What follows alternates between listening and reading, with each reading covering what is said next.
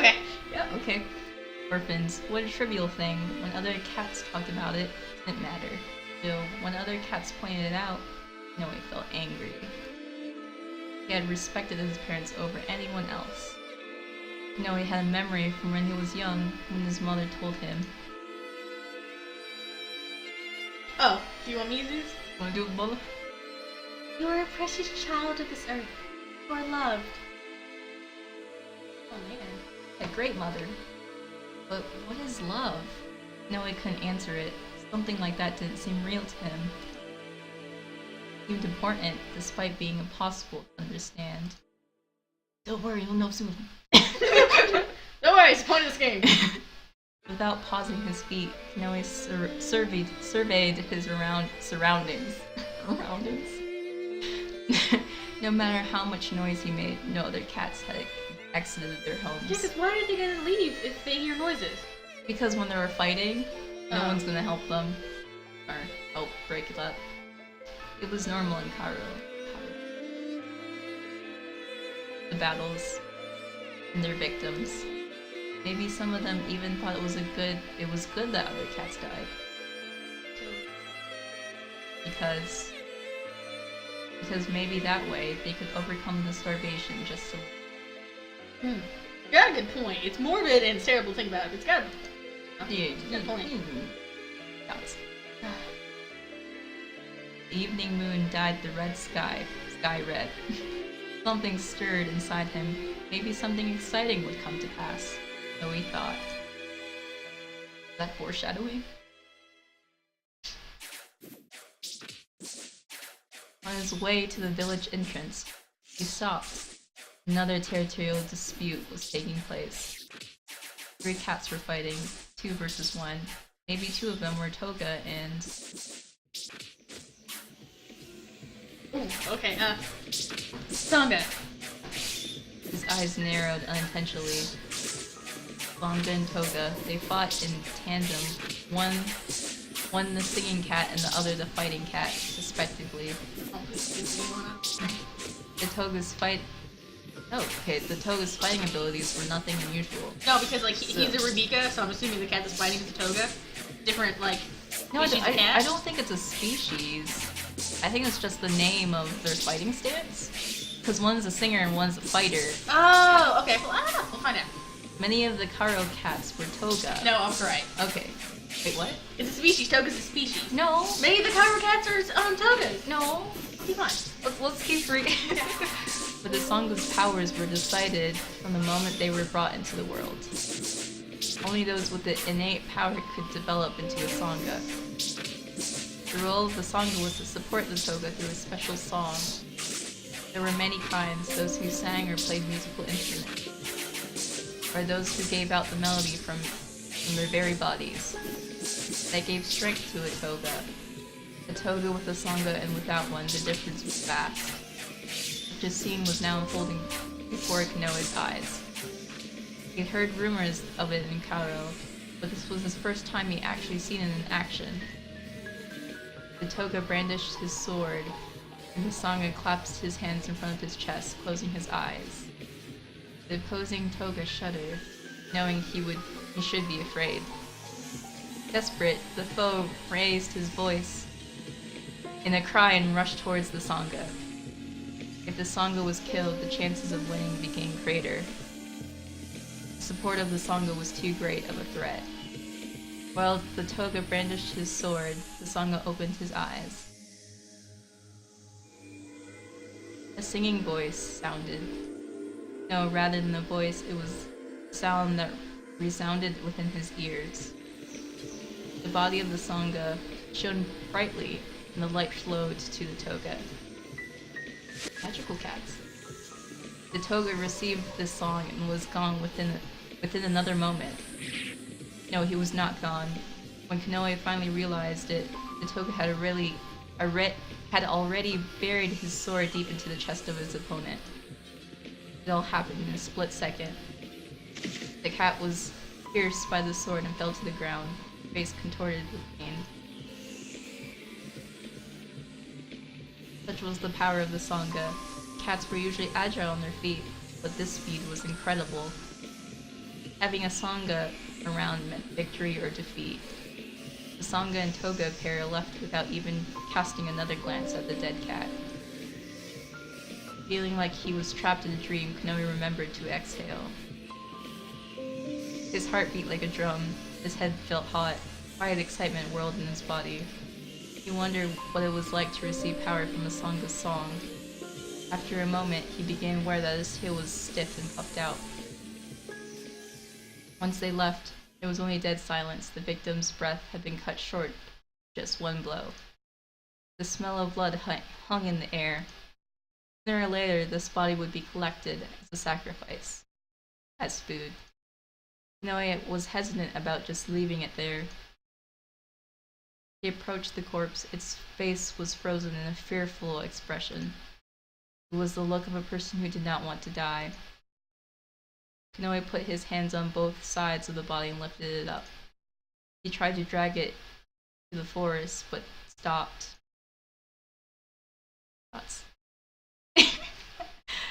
There was another person here. Konoe clicked his tongue. A shadow hid in the bushes of the forest. Maybe it wasn't alive.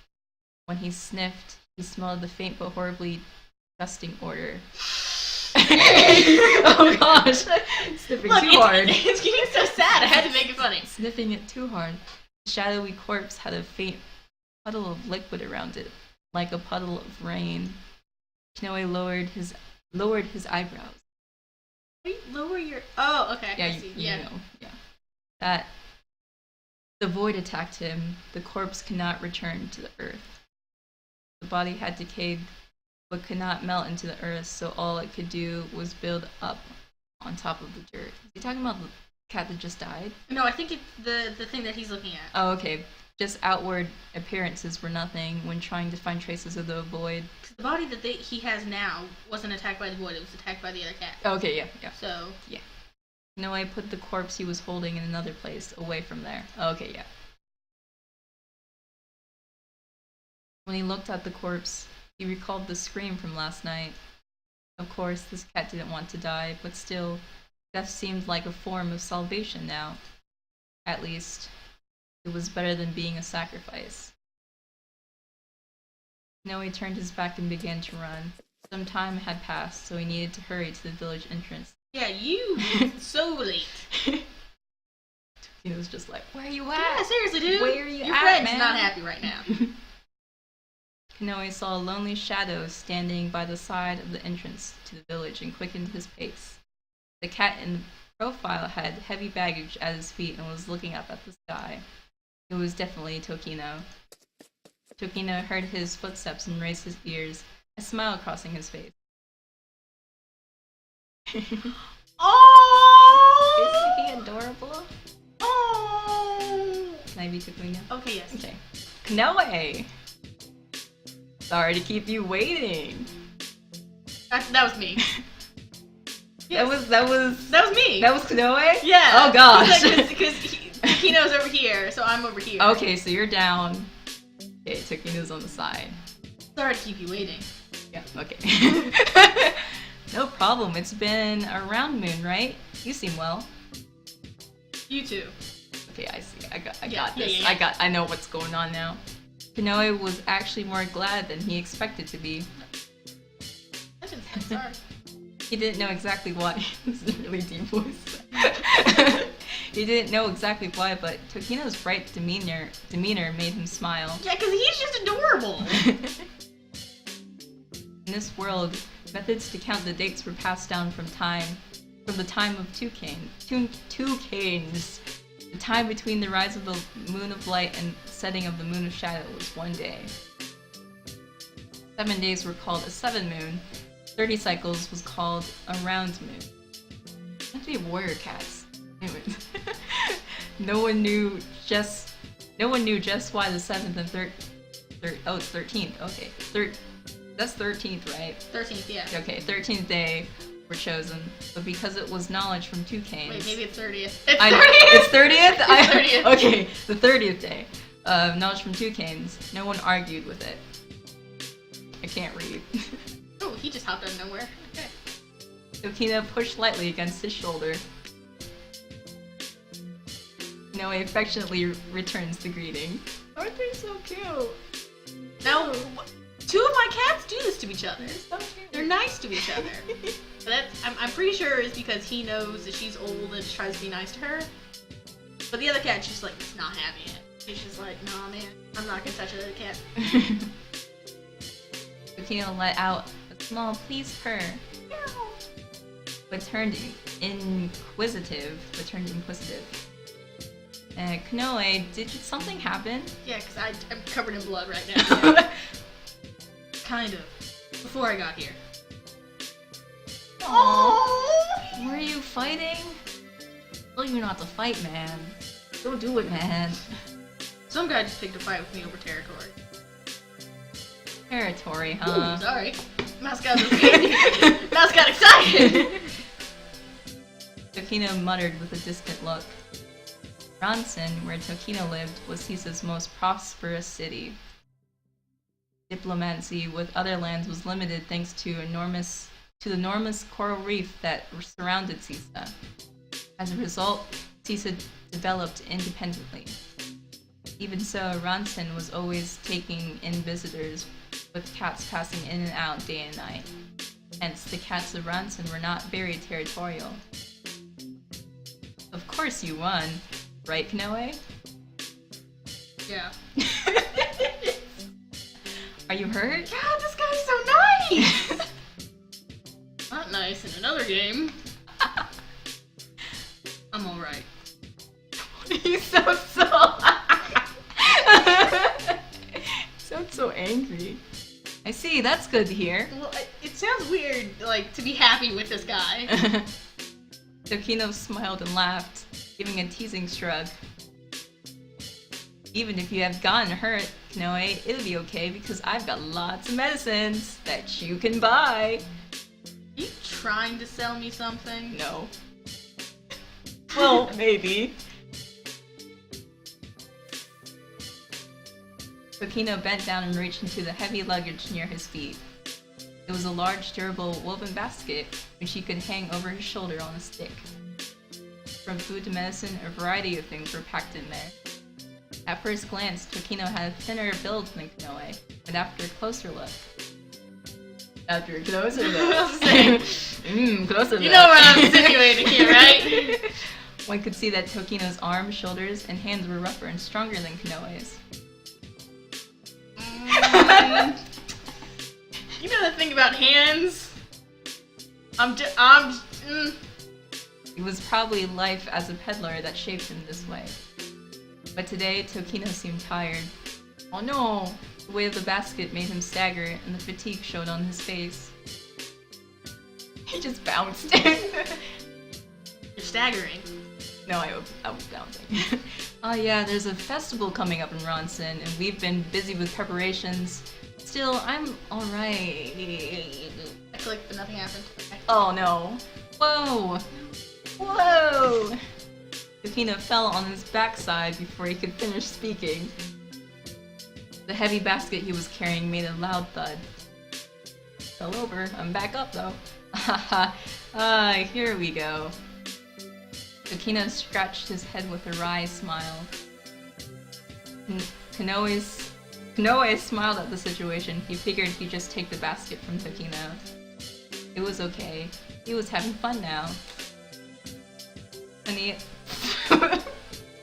Kanoe grasped the pole of the basket and turned it around. Tokino stood up in a hurry, dusting off his bottom, and shook his head in panic. Kanoe, it's fine. I'm sorry about that. You're tired, aren't you? But it's heavy. I'm used to it. Please don't worry about it. Oh, I was like, which one is it? Yeah. It's kind of unreasonable to not worry about it after seeing you fall down like that right in front of me. Tokino's eyebrows lowered as if in apology. Kanoe hefted the basket onto his shoulders. It felt like his body might fall. His ears turned down and he looked embarrassed. Then Kanoe extended 3 fingers in front of Tokino. Yeah, I'm just trying to figure out which... This many. This money what? Tokino asked. He blinked several times, confused. 3 of them. 3 of what? Fumes. Oh, that's what you mean. Tokino raised his tail, his eyes sparkling with happiness, and nodded.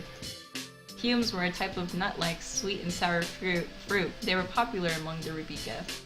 Noe loved them. So since Tokino didn't want him to just carry the basket, Noe decided to make a trade. Or you can just be nice. Hey, even if you don't do that, don't I always bring you a gift? Wait, that was... Wait. Oh yeah, that was Tokino. What? Oh, I'm so confused! Can't even make these different colors. Oh Okay, my sorry. gosh. Oh yeah. Okay. Hey, even if you don't do that, don't I always bring you a gift? It's in return for the basket. An excuse, huh? You sure do put it bluntly. When I fell down. No, when you fell down. So that's me. When you fell down. See, I thought it was when I fell down. Nope. Okay. When you fell down a few minutes ago. Are you okay? Me? I'm fine. Very much alive. Tokino stomped his feet on the ground and let out a laugh. Thank God there's something happy in this, cause... Kanoe gave up. I didn't read all of that. Oops, don't know what he said. I don't know if there's a log. I got too excited. There we go. Here we go. Yay, log. There we go. Yeah, no, this is me. Hmm? You let out the... Okay, so don't read that part right there. Yeah, okay. Tokino stomped his feet on the ground and let out a laugh. Kanoe gave him a teasing smile in return. There we go. Do you want me to carry you on my back next? Huh? Wait, man, wait. Tokino's eyes widened, an amusing expression. It made Kanoe turn away to hide his laughter. Hey you can laugh at that, it's fine. God, I'm so confused, who is it? I think that was... There needs to be colors. Yeah, seriously. Tokino seemed to be offended, but came around immediately. Noe carried the basket steadily, but it was definitely heavy. Even so, he talked with Tokino the whole way they walked home. Color code, man. Color code. Gotta color code it. Kanoe spoke with Tokino about various things while swishing his tail in a relaxed manner. Tokino carried all kinds of food and drink in his basket to be sold, along with some more unusual wares. Kanoe pulled out a QM, dried fruits, and herbs. He put all of these in a bowl and ground them together with pestle? You want to ask first before I start? With pestle? Yeah, you know those little... oh, those things! Yeah. Okay. Glad you got my hand motion. Yeah. I guess that's Tokino. Yeah, I'm assuming so, yeah. What's that? Kanoe presented Tokino with the bowl. Try some. This powder? Wait, what are you thinking? Nothing. I won't stop you if you want to lick from the bowl. Just kidding, let's eat! Tokino picked up some of the immediately unappetizing powder with his finger and licked it off. At first, he looked stern, but his eyes suddenly sparkled. Delicious! It tastes sweet and sour. Mixing the grass. my tongue was like, nah, man, not doing that. Mixing the grass and gives it the sour taste. When you try it like what you're eating now, the end result is surprisingly good. While he spoke, Noe also gathered some of it with his fingers and licked it up. A somewhat sour taste spread through his mouth. Oh, grass and fruit mixed together. Never heard of that before. You know a lot, huh? Well, I occasionally try various things. I see. talking about other things all the while they ate. As usual, Tokino had plenty of interesting stories to share, but one topic in particular began to concern Kanoe. Recently, monsters and demons seemed to have appeared in the forest surrounding Ronson. You going home? No need to worry. There haven't been any reports of attacks, and since the stories have been passed between peddlers, they've established some safe routes. Even so, it's best to be careful. Bandits. Oh, is that still Tokino? Yeah, it's still okay. him. Because Okay. it's me at the bottom. Okay. So even so, it's best to be careful. Bandits might still appear. Even though Tokino was smiling, Kanoe felt uneasy. Yeah, I'm not feeling too good about that.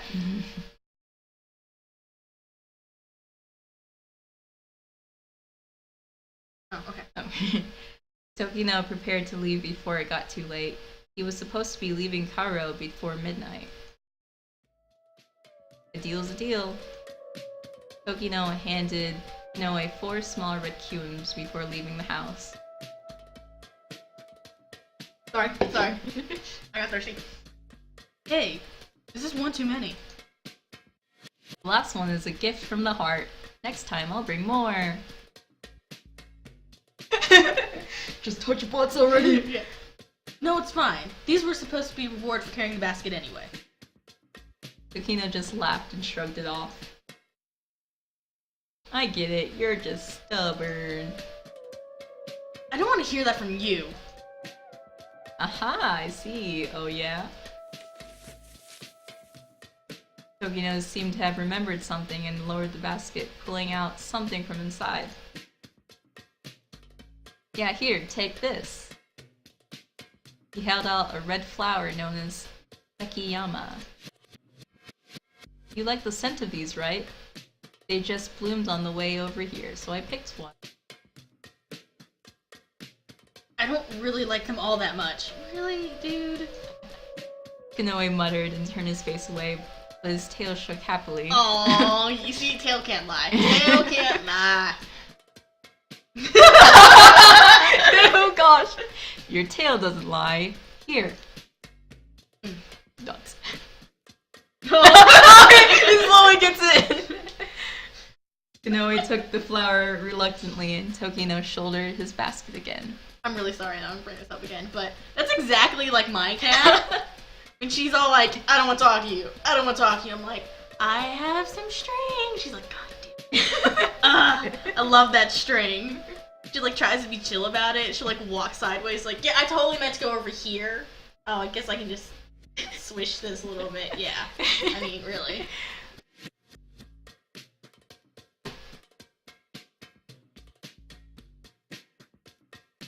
Then I'll see you later. Be careful not to get sick or hurt. You be careful on the way back too.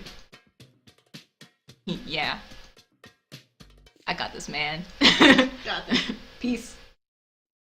Noe raised his tail while waving goodbye, and Tokino disappeared into the night. Why didn't you stay a little longer? I wanted to touch his butt. I just want him to like make things happier. Story is sad. While this is called Lamento. I'll keep on bringing that up. While he watched his friends back, Noe felt he felt a sense of fulfillment. Meaning Tokino was always like that, but at the same time, he felt a little anxious. Kanoe had a bad feeling, like a premonition. If Tokino gets hurt, Oh no! I'm out. I'm out. Oh no!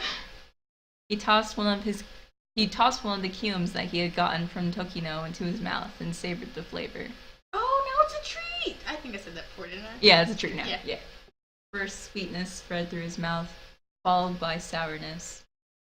Noe looked to the rest of the fruit. Yeah, to the rest of the fruit. Then to the sky, high above. The moon of shadows shone its cool blue light and poured over him. Is that fruit thing supposed to be like some foreshadowing? Like, hey, everything's sweet and nice, but badness. Oh gosh. Because that. Please no. Please no.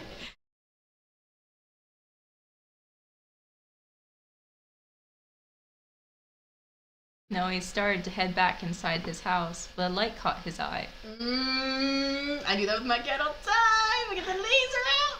Oh gosh. Oh, okay. A flame flickered into the quiet village. In front of a certain home, a torch was placed. Does that mean something? Seeing it, Knoe remembered the scream from last night. 2 cats would be sacrificed today. That was the house of one of the victims. It was the last resort for the cats who suffered from hunger because of the void. In the present situation, where food was not widespread, it wasn't unusual to see dead bodies. Under normal circumstances, corpses would be buried with respect. Tokino, please come back. We need a hug! We need a hug. But the instinct to survive justified brutality, and that was how the cats of the village were now. For the cats starving with hunger, a body was food. It was only flesh from which a soul had already lefted. However, it wasn't every day that someone died. If they ran out of corpses to eat, the next attack would be aimed at living bodies. The old cats were the first to go. Next were the women and children who were weaker. Some time ago, Karo had fallen into this hellish nightmare. The number of females and children decreased dramatically. An epidemic had spread amongst the female cats. The sickness, the high emergence rate and mortality of the disease had led to a sharp decrease in their population. Now there was not a single female in Karo. In order to manage the situation, the leader of Karo had made a decision. Every 3rd moon, or if starvation was severe enough, every 2nd moon, a sacrifice would be chosen. Out of necessity, the village chose a sacrificial cat in order to fill up the bellies of the cats. This was not something limited to just Karo. It seemed to be performed in other villages as well, but it was not mandatory to eat the sacrifice. The cat will eat what it wants to eat. The practice was worthy of disdain, and of course there were never any volunteers. Some cats couldn't take such a cruel decision and thought about fleeing the village. However, beyond the southern forest, there was a high cliff, and the void consumed forests. It was difficult to leave the village, so everyone limped in fright, wondering if they would be the next sacrifice. This is not nice. 2 shadows stood in front of the house with the burning torch. Most likely, one of these 2 cats was the sacrifice. The other may have been the close relative to the first. They were separating. Tonight was the night before his death. Knoe began to think while he watched the appearance of the 2 solemn cats. When he was chosen as a sacrifice himself, what would happen? What would he do? Oh no! Sugi! You should have left with Tokino. Yeah. That's what should have happened. You should have become butt buddies and sold stuff together. He was alone. No one would grieve over him. Wait a second! That is a lie! Wait a second! You were just with Tokino. His mother had died and barely managed to return to the earth without being eaten by the other cats. But when she succumbed to her illness, no one extended a helping hand. Knoe was young then, but he remembered it well. At that time, things were already beginning to become harsh in the village, though it might have been their only choice. But Knoe was still unable to forgive them. He could not forget the eyes of the cats who looked down on his mother as if she were a nuisance who needed to hurry up and die. But he only felt it slightly. Knoe didn't have any parents or a spouse. Yeah. He could be eaten without any impact on the other members of the village. Knoe could be chosen soon. So who chooses them? Maybe it's the mayor guy. Yeah. At that time, he wondered if they would eat him quietly. Would they quietly crush him between their jaws and fangs, his bones, flesh, ears, eyes, ears, everything? That's a morbid thought. No. His soft voice cracked from the depths of his throat. He hated it. Knoe refused to become a sacrifice for people he hated. He could live alone. He already lived by himself. Knoe was already alone. But What if there was someone who wanted to help? He wanted to help, there you go. Not just satisfy someone, but to help. Could he be sacrificed? If there was actually someone Kanoe thought he'd want to help, would he think, it would be okay if I died for them? What kind of feeling was that? When you love someone? It's just a trivial thing. Kanoe broke off the thoughts that had begun to wander. He became aware of that his tail's fur was standing on edge. There was no use in thinking about all of the things that wasn't going to happen. All Kanoe could do was struggle to live through tomorrow. He could not afford to empathize with the sorrow of others, so the one he sympathized was with no one. There was a thread of sadness that had begun to twine around his heart. The feelings of the two cats surged through him. Kanoe's knees buckled.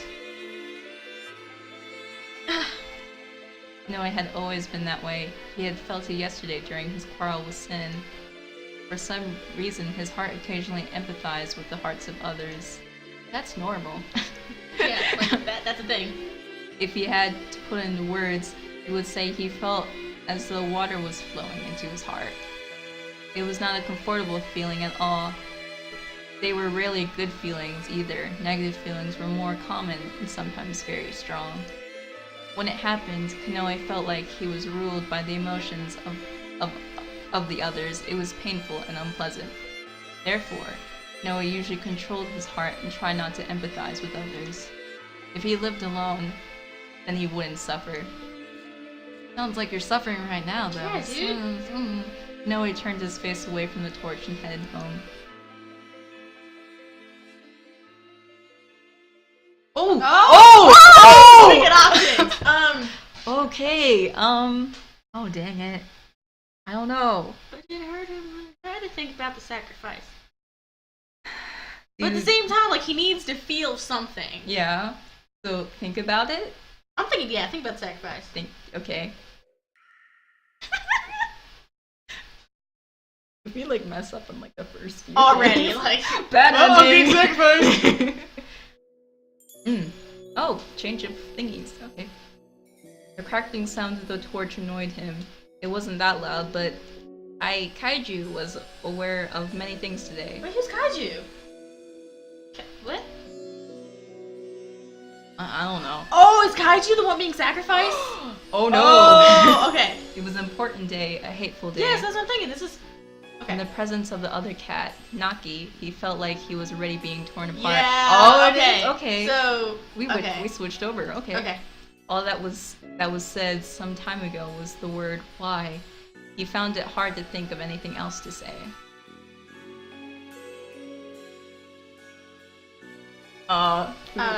Do you want to be Naki or do you want to be Kaiju? I can be Naki. Okay. Okay. So, don't make such a sour face. Whoa, not sour. That's not even a word. Don't make such a face, Kaiju. Naki muttered in an unexpectedly calm voice. Yeah. Naki reached his hand out towards Kaiju's wilting ears. His body trembled subtly. This was the last day he would feel Naki's thin fingers. And after today, he would never be touched by this hand ever again. Is this like the first OTP of the game?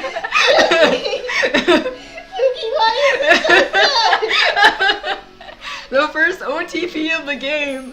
Remember these two. Oh my god! He felt like a kid again. His heart wavered. Suki! Is this Kaiju or is... Well, he was saying why, so I'm assuming this is Kaiju. Okay, why? All the other sacrificed cats... Wait. Did they switch over? I'm guessing they did. I don't think I'm any different. Yeah, so it's still Kaiju. Oh, still okay. All the other sacrificed cats also thought of it like this. I don't think it's any different. I know that. Still. Why? Oh, that first one. I guess that was it. I'm sorry. Oops. What a ridiculous law. Keiju understood that the situation was serious and something had to be done, but endorsing cannibalism was just insane. Yep, you're on the right path there, buddy. Was the world driven to such madness now? It felt like his body was being torn apart from the inside. Keiju felt like he was going mad. But, he put his hand on Naki's cheek and slowly traced down his neck, to his shoulders, and finally to his chest.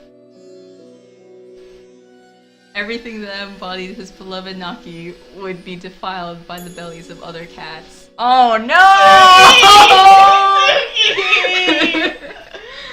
No! Oh my gosh! No! Suki, why?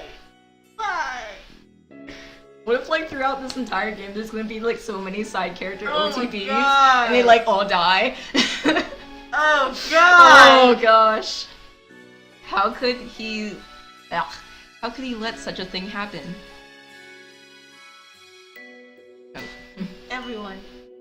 Everyone's suffering. You're no exception. Naki murmured. Keiju averted his eyes. Knowing this was true, more and more, Keiju gave himself over to sorrow. Okay, so Naki's the one being sacrificed. Oh! Is it? Kaiju's not, yeah. Okay. Right? Yeah. Okay. Oh, okay.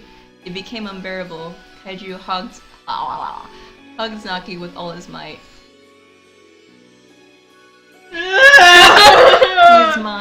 He's mine, and mine alone. Please, somebody help. Yeah, seriously, dude! No, I run in there, burst through the door. No, Yeah. there's no door, but like, I don't know. Bust down the metaphorical door. Knock down the torch and let the whole village go on fire. Yeah, seriously, I'm just done. I want to take Naki away from here. I want to go to a place far away, beyond this earth. This was what he wished from the bottom of his heart. Kaiju, it hurts. Keiju was startled back to reality by Naki's strained voice, and he loosened his grip, noticing that his fingernails had dug into Naki's shoulder. Sorry. Panicking, he soothed the wound with his tongue, and Naki only purred softly and turned his gaze to Keiju.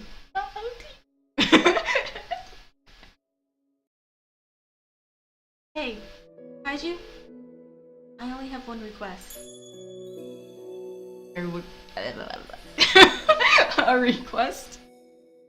Keiju stopped licking the wound and looked at Naki. Yes. Yes. If it's not Kaiju, I won't let it be done.